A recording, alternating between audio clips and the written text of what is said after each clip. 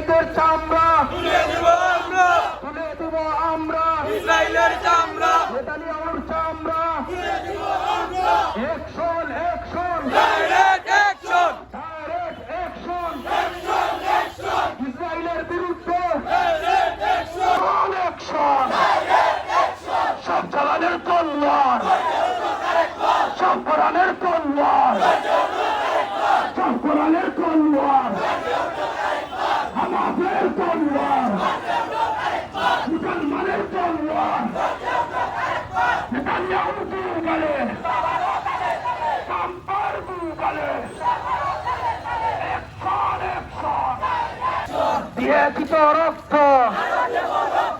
রক্তের বন্যায় রক্তের বন্যায় দিয়েছি তো রক্ত মুসলমানের তলোয়ার আল জিহাদ, আল জিহাদ, আল জিহাদ, আল জিহাদ। একটি কথা আপনাদেরকে বলতে চাই, সেটা হচ্ছে ভারতে মুসলমানদেরকে নিধন করতেছে, 200 মসজিদকে শহীদ করে দিয়েছে, 250 মাদ্রাসাকে শহীদ করে দিয়েছে। আমরা চাই ভারতেই হত্যাযজ্ঞ বন্ধ হোক, এই নির্যাতন বন্ধ হোক। এই বলেই আমার সংক্ষিপ্ত বক্তব্য এখানে শেষ করতেছি। ওয়ামা আলাইনা ইল্লাল বালাগ।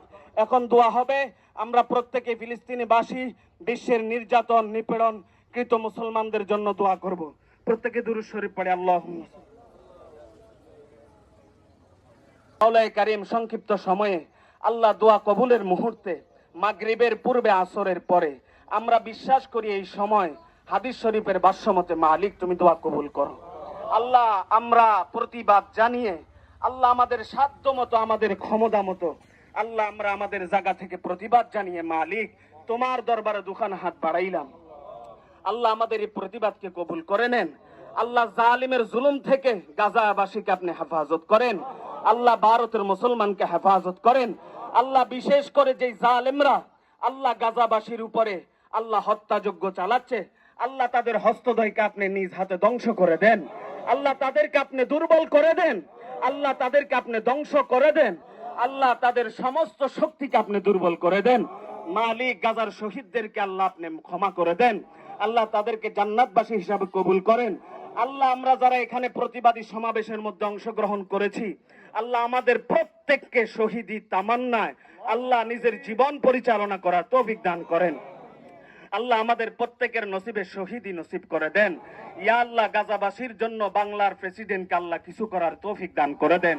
আল্লাহ বিশ্বের সমস্ত মুসলিম নেতাকে একত্র হওয়ার একজোট হওয়ার তৌফিক দান করেন।